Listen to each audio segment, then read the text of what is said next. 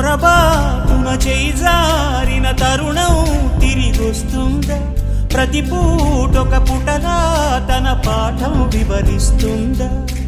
మన కోసమే తనలో తను రగిలే రవి తపనంతా కనుమూసిన తరువాతనే పెను చీకటి చెబుతుందా? కడతేరని పయనాలెన్ని, పడదోసిన ప్రణయాలెన్ని అని తిరగే ఛాయా చరిత పుటలు, వెను చూడక ఉరికే కథలు, తమ ముందు తరాలకు స్మృతుల చితులు అందించాలా ప్రేమికులు. ఇది కాదే విధిరాత, అనుకోదేం ఎదురీత.